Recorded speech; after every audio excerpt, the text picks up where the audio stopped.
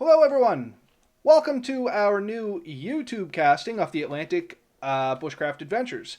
This is episode 35, and tonight we're going to talk a little bit about just being over here on YouTube and what's up there.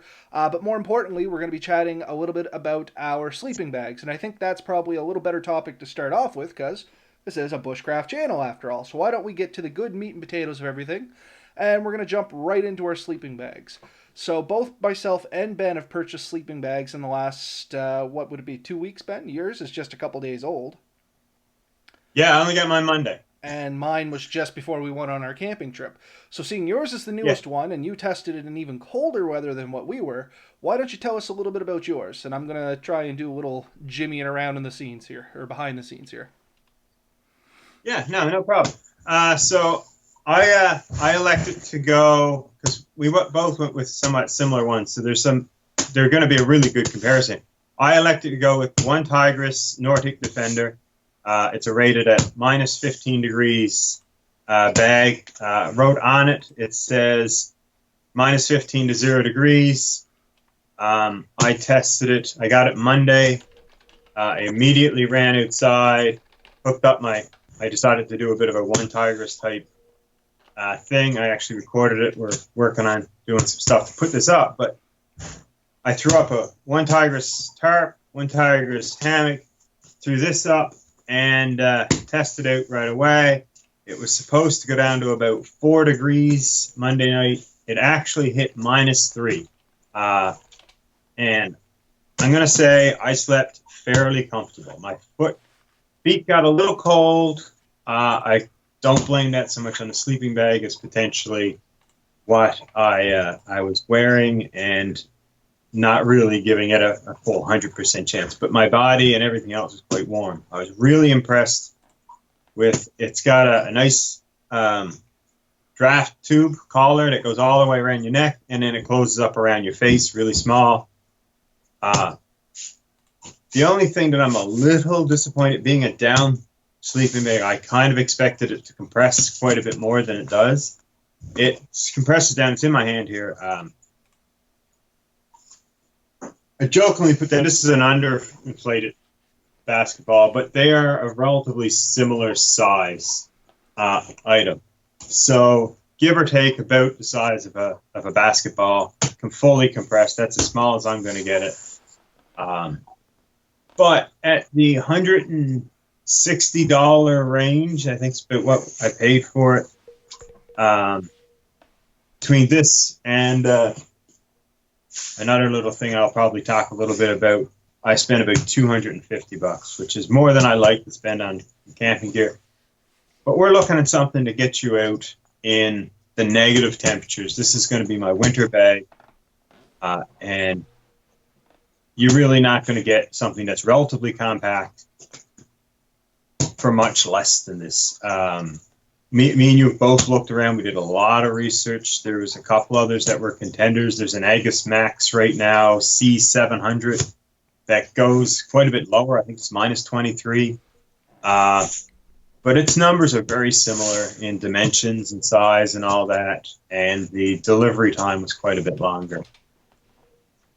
Another way to compare it, I have a Tenton Trailhead rated to 20 degrees Fahrenheit, which I think comes in around -7. Is it? I have to look that up. No, I think that is +7. +7. Yeah. Comparably, it's a little bit smaller around and quite a bit longer, and it really doesn't compress much. Like you can, it has no compression straps, but if you force it, you can drop her down a couple inches. So I'm getting quite a bit further down than that one, and so that's my summer or early fall bag. This is the plan to try this out in the winter. And so far, I'm fairly pleased. So how you doing there, Robert? You about ready to talk about yours a bit? Yep, all good. So I figured out the YouTube stuff, and we do have live chat. We have somebody chatting to us there. And all those features are there. So anybody wondering, jump on. We can still answer your comments and stuff like that in real time. So, yeah, the big thing that Ben and I did different was Ben went with a down sleeping bag. I went with a synthetic down material with through a company called Teton. Is that how you pronounce that? Teton? Teton. Yeah, it's the same as this, same brand name as this one here I have. Yep.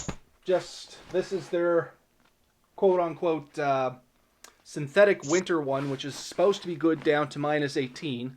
But we were just talking before the camera came on. There's a little discrepancy in the numbers there. On the website, it rates it down to minus 18. On the bag, it's minus 23.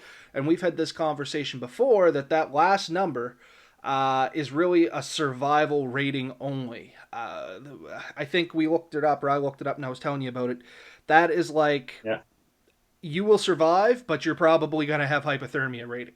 If you look at that EN rating or whatever it is that these things have, your middle number is supposed to be the average male in thermal underwears in the fetal position, probably being cold, and your comfort level is the average female in, I think it's just base layers, should be warm. I actually looked up what all the numbers meant and how they base this rating and what their standards are and stuff like that. So if you look up EN rating sleeping bags, you should find a website that has all that in there. But the big point is the extreme rating is just that. It's extreme. Don't buy a sleeping bag and think, oh, I'm going to jump out minus 18 and be perfectly great. The reality is you're probably going to have hypothermia. That middle number, that's probably more realistic what your low end is going to be. And that's even bundling up because, like I said, we were out. What do you figure the temperature was when we were out, Ben? Was it down to 5 or something like that? We figured it was 5 or 6 degrees, and honestly, that's about what I felt like. I think each of us had thermals on, and we were both. I don't know for sure what you were, but I can guarantee you that I was more or less in the fetal position and shivering for quite a bit of the night. So I was, as you described, the middle number is, and this what I was in. I think this bag was probably the one I had. Yes, because you did bring the other Teton one because we want to compare it to this one.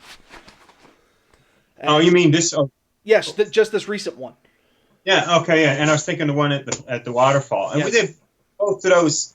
Now, the one we did a couple of weeks ago, I was fairly comfortable, but I supplemented it with a wool blanket.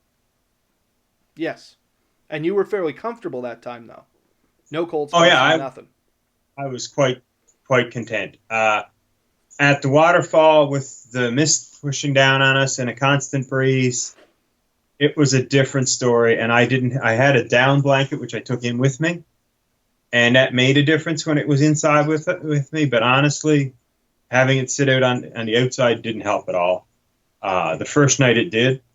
The second night it didn't. When we were camping at my lake, we were both quite comfortable. You just had that bag, and I think you complained of starting to sweat. Yeah, I had to open the bag and get my arms out, and I was cold, like hot, very hot. I wasn't wearing no, it's a lie. I was just wearing my long john pants. I think what it was, in one of my my muscle shirt, undershirt kind of things, and I was hot. And when we were out in the woods, taking experience from our first camping trip there, I thought the temperatures were going to be similar. So I had on... Yeah, we're actually going to talk about that in a second there. And the name is Frickin' Doug. So I'm just going to call you Doug. But anyway, I had on my base layers, which was... Chris just joined us, and YouTube didn't let him know we were alive. So I had my base layers on. So my base layer was my thermals. I had a pair of jogging pants on. I had my undershirt under my long johns. I had the long john top on, and then I had one of those long sleeve shirts that you'll see in some of our videos coming up on as well. And I had 2 pair of socks on. And I went way overkill. I was hot. During most of the night, I was hot. When I first laid down, I had one little cold spot that was like on my side. And once the air around me warmed up, it went away. And most of the night, I was hot. I had my arms out of the sleeping bag. I had the hood pulled off me because I had my stocking cap as well, or my toque, and I just wore that. and I was very, very warm, and all I had was the sleeping bag and an underquilt. I didn't go with any other layers minus what was on me. So if I had have maybe had my wool blanket like I did last time, and maybe an overquilt, I have no doubt I would have been down into the negatives easy and still been very comfortable. But we, like you said, we also had a little better setup. We didn't have the wind hitting us all night. I don't know about you, No. but I don't think I even had a breeze under my tarp there at one point. It was dead still. Oh, Uh, it was an awesome night for that. It was y'all missed it. You weren't there. yeah, it was an amazing night. Super nice night. It was quiet. It was beautiful. There was no wind. There was no humidity like we had last time, and I think those were big things. But for this bag here, I paid, I think it was $164, $160, somewhere in and around there, delivered to my door. So very comparable to the Nordic that Ben picked up. Weight wise, we're thinking they're almost identical in weight. Size wise, I actually have this expanded out the whole way, but it'll compress down, and basically you're into the same realm of basketball sized sleeping bag. So the only real test that we can't do as of yet, and I plan on doing a full review on this and adding it to the channel later, and I imagine you're thinking the same, aren't you, Ben? Yeah, I've got a 90% shot. I'm having some technical difficulties. Yes. I have to be.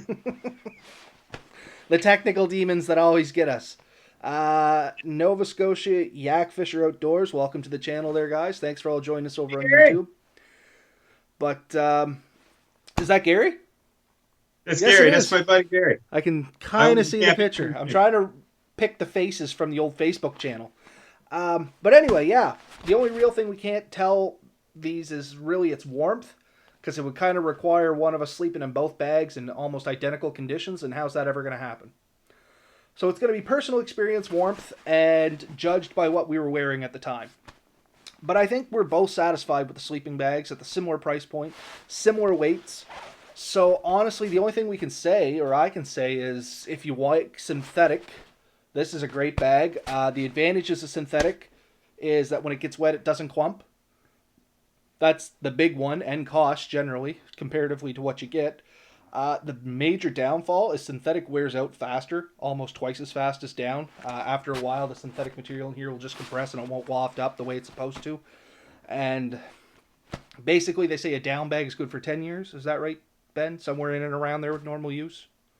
Yeah, give or take. I really don't have a ton of experience. This is my first experience with the down bag. But Gary, actually, if you go on the Amazon site, you'll see his review of it. He's got a couple of these. He seems to really like it. And similar to me, I've had chats with him. Not used to extremely expensive bags. I know that there are $600 bags out there that compress down to about a third of this. Yeah. But it's a $600 bag. And we went $160 bags, and realistically, for what we're doing, are very quite happy. Well, I would personally be nervous going in with a $600 bag. I'd be terrified that something would happen to it. Honestly, if I go in, I mean, I hope to get years out of this, but if I go in and in 6 months something happens to it, it's not going to be the end of the world to me to have to buy a replacement. If I broke a $600 bag, I'm never going to get the wife to turn around and say, yes, Ben, go out and buy yourself another $600 bag. It's not going to happen. No, and the reality is, with all of this stuff, and the point we're trying to make, is sometimes you can spend a reasonable amount of money, because $200 is still a lot of money. $160, $200, whatever you want to call it, still a lot of money for a sleeping bag. I think my average sleeping bag up to this point was sub $100, easy. And we still got great quality out of both of them.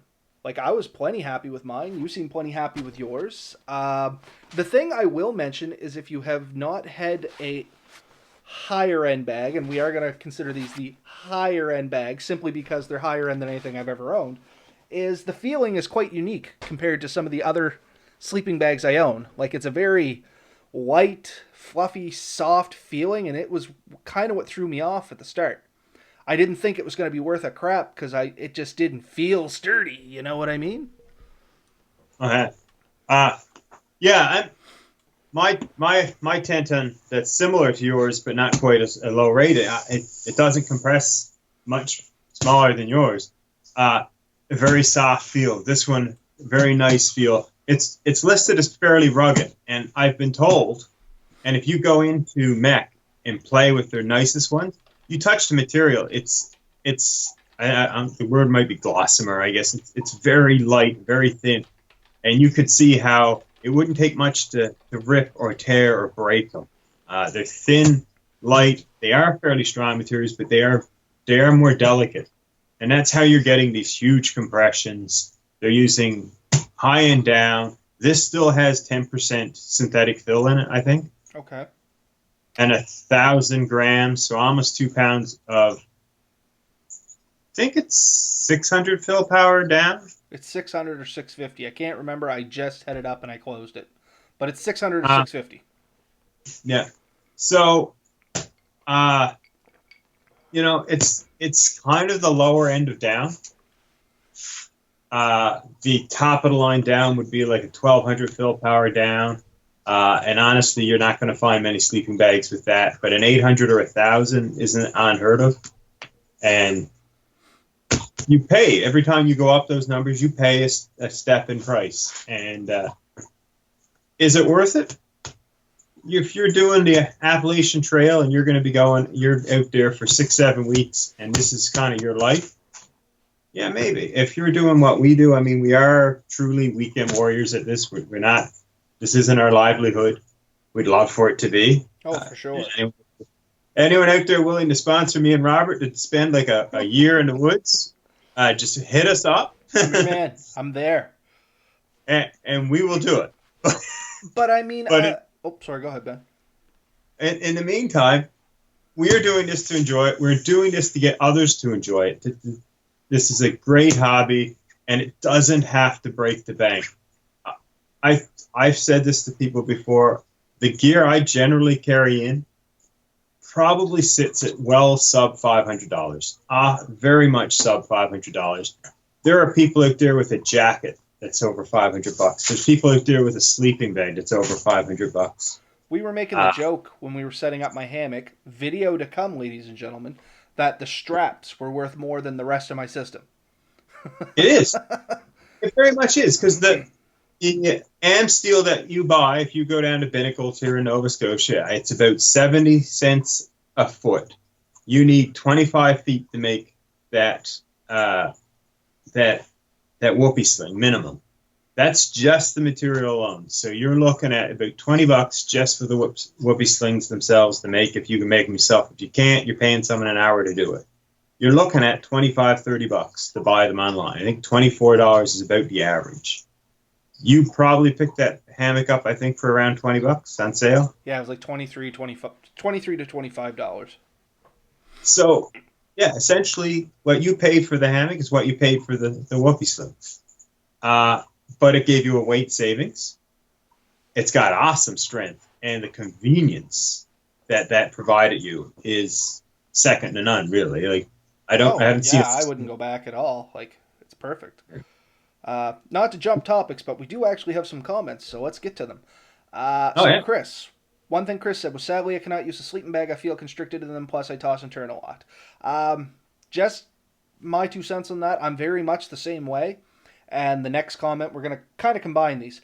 What are your guys' thoughts on the mummy style versus rectangular? I always turn or roll over in a mummy bag and wake up feeling trapped. So I'm going to kind of answer both of these together. I'm very much the same. When I first got into this mummy bag, and it is a mummy bag, I was like, holy crap, I can't move. The reality is it's only a problem while you're falling asleep. So if you can find that magical way to kind of get comfortable and fall asleep, once you're asleep, I was fine. Like, I rolled over, I slept on my side half the night, the bag just came with me. I had the advantage that every roll and turn I did, I wasn't rolling in the bag moved with me, and I was great. It was only falling asleep, and initially when I woke up and I was like, why can't I move my arms, that it was kind of like, what the heck is going on? But then it all worked out fine. Now, my opinion on the rectangular bags versus the mummy bags are shaped in such a way because they're just more efficient at keeping you warm. So there's also something in between. I think it's called like an expedition bag or something like that. It's still mummy shaped, but gives you more room inside. And that might be something that you look into because you'll get some of the benefits of the mummy bag. It won't be as good as the mummy bag, but it won't be as bad as the rectangular bag, if that makes any kind of sense. It's kind of a transition in between, and it was what I was originally looking for. But to hit those numbers I wanted without paying through the teeth, I couldn't get it. I had to go to a mummy bag. What's your feelings on those two things, Ben? Well, I got a few things I want to say. The mummy bags, the efficiency is you don't have the corners, and that's dead air that you're heating up inefficiently, and that's the advantage to it. I originally bought this one here. I mean, we've talked about this before. I used to be quite a bit much bigger person. When I bought this, I didn't fit in it. That didn't matter to me. I wanted a top quilt, but top quilts down, good top quilts were very expensive. The mummy bag itself has a natural foot box. And if you look at top quilts, that's what you're looking for. It's got a box on the end, and it's just a blanket for the rest of it. And that's what I treated this like. So if you're really uncomfortable zipped up, especially if you're a hammock camper and you got an underquilt, you don't need to zip it up. Leave the zipper completely open, stick your feet in the hole in the box, and then just tuck it in around your sides. You have all the room you want to stretch and breathe and move around, but you're still going to gain that temperature. So you can use a mummy bag like a top quilt. That being said, although there are kind of ways you can use a top quilt as a sleeping bag, if you move around a lot, there's a good chance you're going to end up out from under it. Generally, top quilts are smaller to save you that weight, and the area that's compressed underneath you is considered a waist anyways. So you can get the same temperatures with essentially 40% less weight by cutting that out. So that's kind of my thoughts there. I do have rectangular bags. They're really good, especially if you're zipping them together and sharing them with a partner. Makes a lot of sense. But I do own a lot of mommy bags now, and I do like the efficiency. And much the same. I guess my last thought on it would be they are restrictive, but if you can get used to it, they're worth it. Definitely. Like I said, I didn't think I was going to be able to survive the night in it when I first seen it. Actually, I tried it the night before we left here on my floor, and I'm like, holy crap, Yeah. I feel like a sardine. There's pictures on the Facebook page with me and my daughter, and you can kind of see what I was like. It was just my face sticking out. But honestly, once you got used to it and you got in the hammock, it was great because the hammock has this natural cradling motion anyway, which kind of pushes you in on top of yourself. And I like when I sleep in a sleeping bag, I fold my arms and I kind of sleep like that. With the mummy bag, that's not so realistic. You can do it, it's just not as comfortable. So I tend not to cross them and kind of let them overlap, and that's how I fell asleep, and I was great. So it's just finding your way into it, and I think you'll like it after the fact. I would like to see you try this one, because I find this one roomy, and I'd like to see if you find it similar. I still am thinking I'm going to end up buying a down sleeping bag along with my my other underquilt, which is another thing down the road there. I'm looking at getting an extreme underquilt, which I think is good for minus 18 as well. And that'll come later in the year, and we'll talk about that. But I'm still thinking if the funds are left over and everything's all good and dandy, I still may latch on to a down sleeping bag, and I may get one of those other options we talked about where the numbers are a lot lower, but the skepticism is a lot higher. So just to see. I watched a good video on the Agnes Max, not necessarily the C100 series, but the guy bought it, he brought it out, he lays it on the ground, and he measured it, he got like 2.5 inches of loft, and he wasn't very happy with that. He walked over it, he found there was no spring back, and he actually had to put it in the dryer, run it with some tennis balls and stuff, and he took it out, and it went up to like 3 inches of loft. I did something fairly similar with this one. Originally I slept with it completely as it came, like no real work with it. But last night I spent about a half hour putting this in the dryer with some tennis balls and really playing with it. And I measured, I got 4.5 inches of loft right now. And I'm really excited to see. And it won't be stored. This is the thing with down that we really haven't mentioned. They shouldn't be stored compressed. Ideally, they're stored hung upside down on a wall. And I don't know if what everyone else is like, but I don't have a ton of space where I can have, a wall of sleeping bags hung upside down. So it's an expense that you don't really think about, but if you don't have room for it, you're going to have problems. And I think that's true with all sleeping bags. Especially the more loft they have, the more you should be hanging them. Yeah. When for long term storage, and even mine has that it's supposed to be hung upside down. I'm actually kind of wondering if the tennis ball and dryer trick would work with mine and gain any additional loft or not. Mine already seems pretty fluffy, but I don't know if that would work in a synthetic or if I'd just be defeating the purpose. I think it would. I do think that working it around and really shaking it, when you open these up, you really want to grab one end and kind of give them a good few flicks, and then grab the other end and give them a few flicks, and then they'll be a lot puffier. And that's what you're looking for. You're looking for that gain, and that's the thing we found when we went camping the other weekend. We both opened our sleeping bags up fairly early in the day, shook them out a bit, and threw them in. I think we gained a lot by doing that. Well, If you yeah, would they just sat for hours, and I was about to say when I crawled in it at night, significantly more loft and fluffiness than it was when we threw it in the hammock. So, yeah. I mean, even just letting them set. I think we mentioned it in the hammock video that try to do it earlier when you get there, so it has time to expand, even your underquilt and everything else. Yeah. So. Yeah, all these things really do help. The other things I've done in the last few trips that I've really enjoyed, I think it's a trick I'm going to continue to do.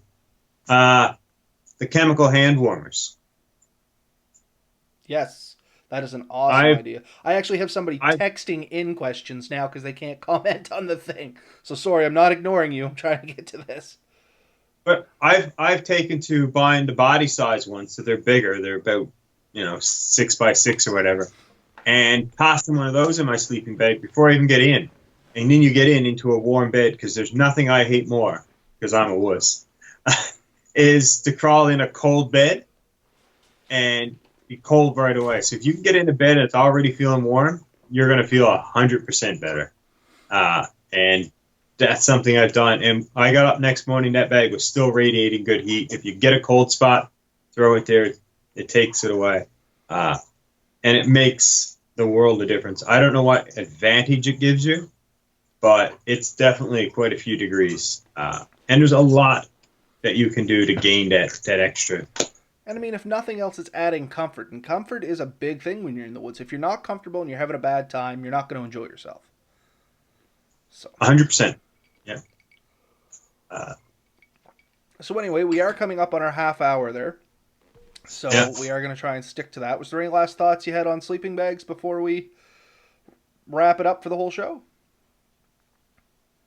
I guess much sleeping bags, but your whole sleep system. I mentioned when you're laying in a sleeping bag, what you can press underneath you loses its efficiency. We talked briefly about like underquilts underneath you and stuff. The other thing I picked up is an inflatable little underpad. I bought this for a couple reasons. One is I'm planning on doing a bit of grounds camping. I think you are too. Mm-hmm. And I needed something to throw underneath me. You may already have something. I didn't really have something. I went camping with my brother, and honestly, we slept in a cabin on nice beds. I had nothing underneath. It was been a miserable night. So I have something now that I can inflate. It's insulated. Cost me approximately $100, and I got to say I'm pretty pleased with it so far. 7 breaths. It was fully inflated. It says 10 to 15. So I'm full of hot air, apparently. No comment there, Ben. No comment. But, yeah, these are things that we're working on, that we're planning on doing some trips and playing with, how we're going to boost our systems. I have a bunch of things here that we will talk about on another show. But learning to use what you got, we're trying to keep our weight and our bulk down. But as we get to colder and colder temperatures, we know that's a losing battle. But you can still get out there and be comfortable, and you can do it on a relatively small budget, comparably to what some people have spent on better gear. You're just not going to necessarily have the lack of bulk and the lower weight. And honestly, we talked about this too. The bulk is real, but the weight, you're you're getting down to like halves and thirds of pounds, which I guess if you're going like across a mountain range or something, that adds up. If you're going into the woods for the night, most of the weight gains I'm going to get by the money I saved, I'm not even going to notice because I'm not walking more than maybe an hour, 2 hours tops. Yeah. So there's Uh, I got a few trips planned in the future that I'd love to do, and I'd love to have someone join me with that are going to be full day hikes. But I'm still only looking at 2 to 3 days, like 2 3 days hiking at a time.